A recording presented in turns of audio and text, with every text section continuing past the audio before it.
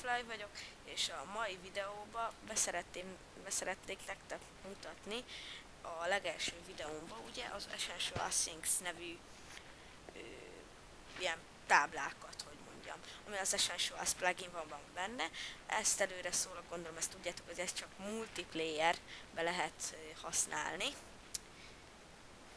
Na mindegy, el is kezdtem a táblákat, el fogok cicózni. Az a lényeg, hogy ezt ti szépen az Essential-t leszeditek, és ugye leszeditek a bucket.org-ról, és ott majd erről is majd csinálok videót, engedélyezni kell ezeket a táblákat, hogy működjenek. Az elsőben megmutatom, hogy hogyan lehet megcsinálni ezt, hogy tudjanak tábláról venni a játékosok. Nagyon egyszerű, kapcsolatzárójelbe beírjuk, hogy búj, aztán hogy mennyit tudjanak ugye venni, mit tudom én, lehessen egyet, az item maga vagy az item idéje, ez legyen most bedrock, és alá, hogy mennyi pénzet teljesen ilyen nagyon 8 forint, 8 dollárért, hogy rákattintotok, és át is változik kékké, ahogy látjátok, ráközelítettem, és tudunk is venni. Vettem egy bedrockot, és akkor ez így mehet.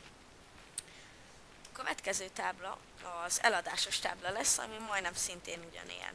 Csak annyi, hogy az elejére selt írunk, az az eladás, ugye egy darabot tudjak eladni, ugye hogy már hány darabot tudnak eladni, utána a bedrock, ugye az item idéje, vagy maga az item név, és mennyi pénzért tudják eladni, ezt meg tudják, mit tudom, 90-ért. És akkor ez is átváltozik kékké, hogyha jól csináltuk. Jaj, megcsúszott.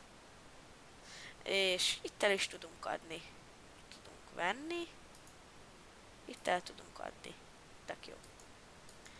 Na, ezt használják a szervereken is általában. A következő tábla, amit be fogok mutatni, az a színes tábla, amellyel ilyen színes táblákat tudunk létrehozni, amik nagyon szépen tudnak mutatni szervereken, amiket úgy tudjuk megcsinálni, hogy Alt-GR plusz C, utána adunk egy színkódot, az most legyen mondjuk az én kedvenc színem a 9-es, és beírjuk egy valamilyen szöveget, és átváltozik szép színesre. Szerintem ez is tök jó.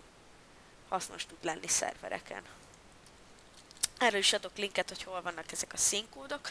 A következő a kites tábla lesz, amivel külön ilyen fajta kiteket tudunk lehívni. Bemutatom. Kittos, az a kőcuccok. A következő per kit détos, azok gyémánt cuccok lesznek, igen. Ilyen enchantot, meg különböző nevekkel. Következő per kit. Ilyen van még notch, igen. Notch. Ez egy notch fej. Egyszerűen egy notch fej. A következő kit color. Ez meg egy olyan könyv, aminek most kelleni is fog, amelyben le vannak írva a színkódok, meg a különböző áthúzás, forgóbetű, ilyen kódok. De én erre majd adok linket, internetes linket. És ott ezt meg tudjátok nézni, hogyha érdekelne. És a Kit Firework, ami a tűzijátékot jelenti magyarul a Firework. És ezt így kilöved, és boom. Ja. És ezeket a kites táblákat nagyon egyszerűen lehet csinálni. Ugye egy per kitet beírtuk, és utána a nevet. Itt meg csak annyi, hogy kapcsolózárójelbe kit, és alá mit tudom én, not. És így kész is lett, és ha jól csináltad, akkor átváltozik ugye kékké. És akkor itt erre rákattintok, azt ki is adta a kitnocsot. Ez is hasznos tud lenni kiteknél. A következő, azt hiszem, az ami nem tudom, jut most itt teljesen eszembe. Igen, azok legyen mondjuk a kuka. Igen, azt akartam én, a kukát. A kukát azt nagyon egyszerűen meg tudjuk csinálni, dispossal, úgy kell írni, kapcsolózárójelbe beírjuk, és át is változik nekünk kékké. És ennek annyi a lényeg, hogy rákattintasz, ki van írva, hogy chest, az a láda, berakod a cuccost, kilépsz az Excel SC-vel, nem tudom most így a nevét, és akkor itt már el is tűnt, szóval full kuka. Szerintem ezek a legfontosabb ilyen elemek, hogy mondjam, hogy fejezzem ki, amikre hasznot lehet vetni, hogy hasznos tud lenni. Látszódik az összes, igen, látszódik. Ezeket használom, meg ugye a színes tábla, csak azt kiütöttem. Ennyi volt a videó. Létszi, lájkoljátok, hogyha tetszett.